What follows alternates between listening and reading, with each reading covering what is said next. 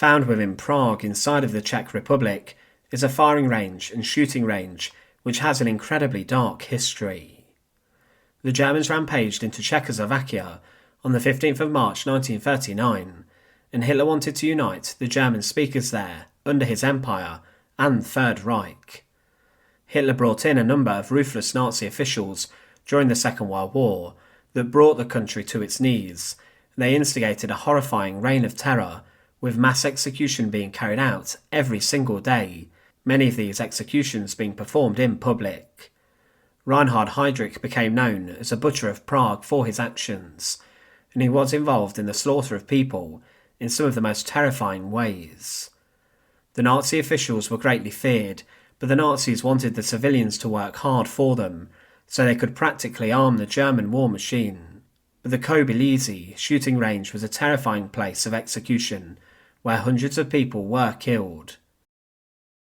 To support our channel, please make sure to subscribe. The Kobylisy firing range is found today within a northern suburb of Prague, and it was built in 1890. To begin with, this area was used to train infantry soldiers of the army, and this was the case during the First World War, as municipal soldiers who would protect the city were based there. It wasn't just the Czech army who had been trained here, but earlier Austro-Hungarian troops found themselves living there. But during the Second World War, the site became a horrifying place of slaughter. Hitler, before the Second World War broke out in Europe, targeted specifically Czechoslovakia for his empire and Reich. He was actually given part of the Czech lands in the form of the Sudetenland following the Munich conference, and this was practically gifted to him to appease him. But inside of the country, there were millions of German-speaking people, and Hitler and the Nazis wanted to unite all German speakers inside of the Reich, and with this, on the 15th of March 1939, German soldiers marched into the region, and they established a protectorate known as Bohemia and Moravia. The invasion showed quite clearly what Hitler wanted, but the Germans quickly got rid of the Czech army, which was rather large, and they seized control of the huge armaments industry in the nation. There were many tank factories and munition centres, which were now making weapons and other military necessities for the German Wehrmacht.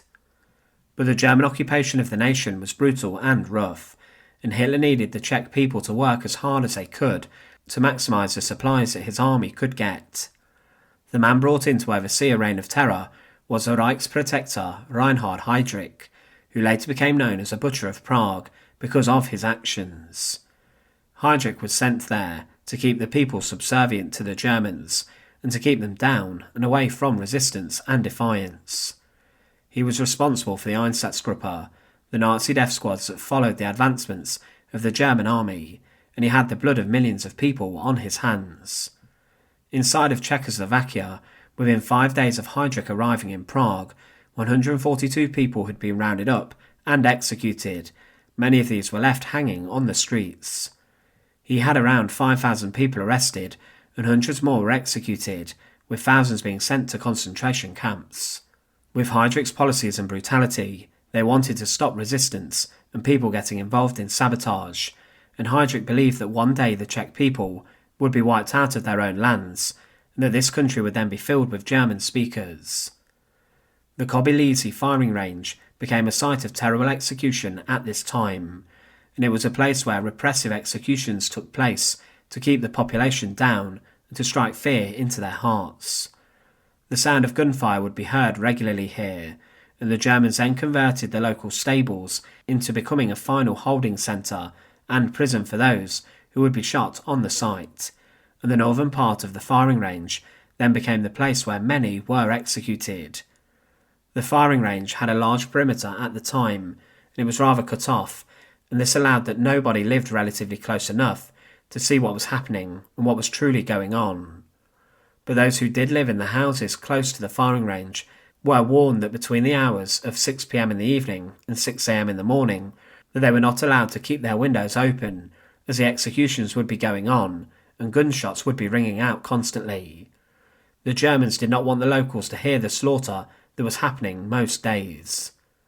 So prisoners were led from the converted stable block down to the firing range, where the firing squads were ready for them. Barbed wire surrounded the site to ensure that no one could see what was happening too, but in the days following the assassination attempt of Reinhard Heydrich, the Butcher of Prague, who would later be killed by the attack that occurred in Prague at the hands of the British-trained Czech agents, the killing in the Kobylisy Firing Range ramped up. Within just 33 days, from the 30th of May to the 3rd of July 1942, there were 539 people, 463 men and 76 women, who were all executed there. Most of these were Czech people suspected of being involved in the assassination attempt and subsequent death of Heydrich. A lot of these people were members of the intelligence sector, as well as soldiers and other people believed to be resistors. Many of those shot had been tortured before inside the brutal Czech prison of Pankrat prison. In total, it's believed that over 755 people were executed on the firing range between September 1941 and the end of the Second World War. And following the Prague uprising, the site was used yet again for executions. At the end of the Second World War, the firing range was taken over by the Czech army, and it was then overseen by the Prague Garrison Command. It was a site where shooting took place once again, but this time it was used for target practice, and the executions were a thing of the past. It remained in use for shooting practice, but after the end of the war and the liberation of Prague, the execution site was marked with a wooden cross and also a crown of thorns.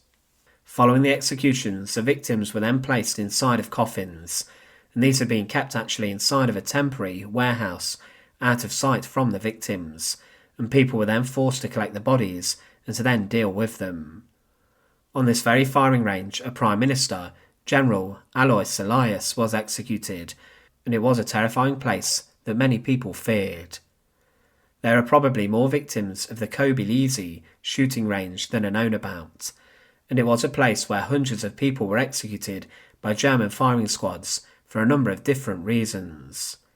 The site saw its deadliest operation following the assassination of Reinhard Heydrich, as the Nazi officials and Hitler ordered very severe reprisals for the death of the man many believed one day would at least succeed Heinrich Himmler as the head of the SS, and possibly go further. Heydrich was a ruthless and barbaric man, and his stranglehold over the Czech lands caused a significant degree of terror. The Kobylisy shooting range added to this, and today it is remembered as a terrifying site of execution of the Second World War, which is rather forgotten about. Thanks for watching. To support our channel, please make sure to subscribe, and once again, thank you so much for watching.